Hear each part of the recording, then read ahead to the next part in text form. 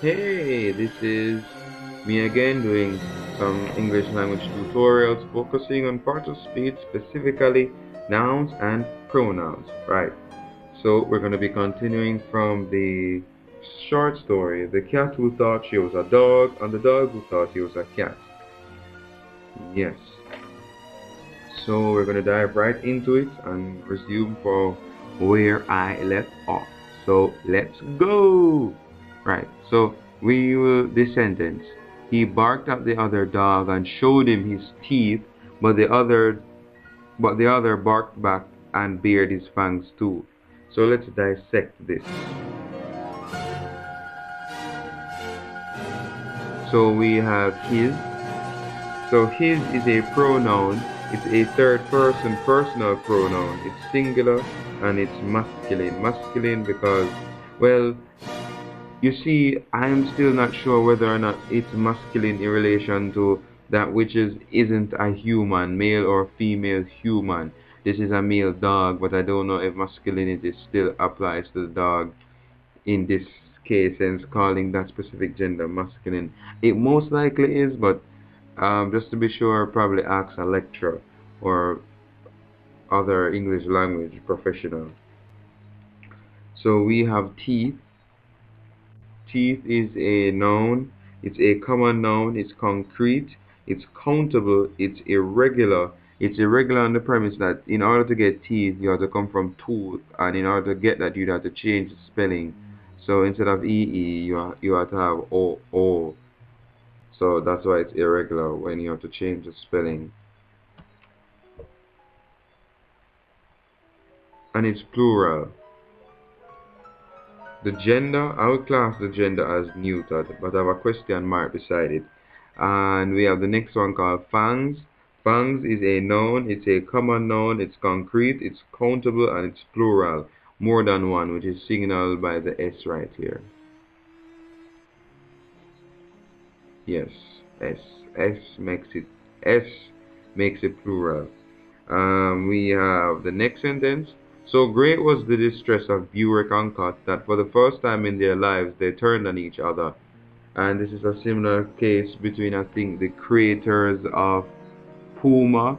There were two Germans, or there were two Germans, and they turned on each other because one brother came in. They're either Puma or Adidas. No, not Puma. I think it's either Puma or Adidas. I think Adidas is a German word or something like that. And one brother came into the bunker while the allies were bombing, and then the brother said something about these bastards are here again, and the other brother that was already in the bunker thought he was referring to him, but when they were saying actually the brother who said the bastard thing was referring to the bombers bombing them, which would make sense in that situation, but then they never talked to each other and they turned on each other, which is similar in this case, which is sad because these are animals and then we are supposed to be higher level intellectual beings, but whatever. So great was the distress of Birak and Kot that for the first time in their lives they turned on each other. So we have distress. I'm still contemplating whether or not distress is a noun. It probably is, but I don't have any specifics for that right now. I'll come back to that at a later date. But what I am sure about is Burek. Burek is a noun. It's a proper noun because there's only one Burek, and which is indicated by the capital B. This is what we do for nouns that are proper.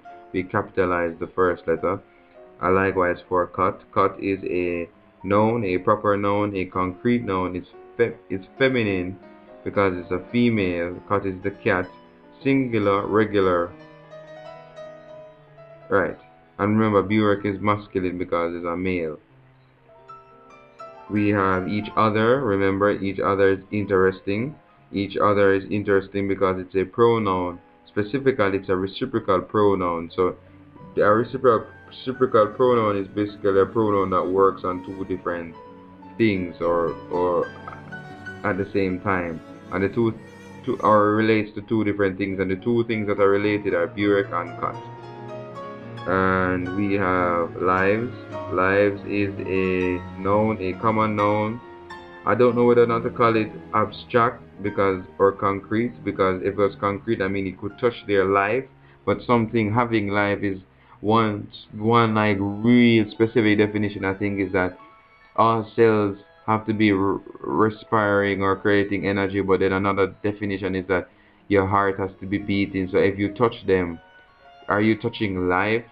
Or but even if you're touching their hand is only one set of cells, but then you have other cells in the body that is producing life, which is defined by the cells metabolizing or respiring or something like that. So I'm not sure. Sorry about going off into that stream of thought. I know that I'm not sure whether to class it as countable or not, but what I am sure is that lives is plural and it's irregular because lives came from life. And in order to get that, you have to change it from F to V. So, and sometimes a definition that is given for an irregular is that the spelling, you have to change the spelling to a consonant. Likewise, if you have wife, you have to change it to wives, which is an F, and you have to change it to V. And V is a consonant. And it's dual gender because lives refer to Burek and Cut, and Burek is male and Cut is female. So hence lives would have to be dual gender. And then we have they. They is a pronoun. It's a third personal pronoun and it's plural. The singular that would be he, she, it, him, and her or something like that. And it's dual gender and it's concrete because you can touch them. Let's see how far we've gone. Oh, 6 minutes. Let's do another sentence. Burek took a bite. Oh, Burek took a bite out of Cut's throat and Cut hissed and spat at him and clawed his muzzle. So they're really going at it. Super Saiyan, WWE, Wrestle Brawl, Showdown. Right. So we have throat, which you need, something that you need to swallow things. So throat is a noun, is a common noun. It's concrete, it's countable, it's singular and it's regular. We have him. Him is a pronoun, it's a third person personal pronoun. It's singular, it's concrete because you can touch it and it's masculine. Then we have muzzle. Muzzle is a noun, it's a common noun, it's concrete because you can touch it. It's countable because you can say a muzzle or muzzles. And it's singular and it's regular. And both for throat and muzzle, I'm not sure whether to class it as neutered or not because it's a part of a male. I mean, well, the throat is a part of cut, which is a female, so I'm not sure you would class it as a female throat or it'd be feminine as a result of being a part of this female creature. So I am not really sure for that particular part. I think we can go to the next sentence. So we have, they both started to bleed, and the sight of blood aroused them, so they nearly killed or crippled each other. Oh my gosh, that's so sad. So I think sight here is a noun because seeing is a verb, but then the sight would be like the experience or the act of it. So I'm not sure whether to class it as a noun. It probably is. But what I am sure about is blood. Because I'm sure about blood because I'm a vampire. I'm just joking. Blood is a noun. It's a common noun. It's concrete. It's uncountable because you can't say bloods. It doesn't exist in the plural unless you are talking about bloods and crips. But yeah, it's. I'm not sure whether to class it as singular or regular either. Well, it can't be irregular because it doesn't exist in the plural. So yeah, time is about to finish with this program. So the software that's recording it. So we're going to go to them. So them is plural. It's third personal pronoun. Third person personal pronoun. It's plural. It's dual gender because it includes Scott and Birk, which is a male and female. It's concrete because you can touch both of them. And I'm not sure whether or not to class it as uncountable right now. and time is about to finish, and we'll come back later.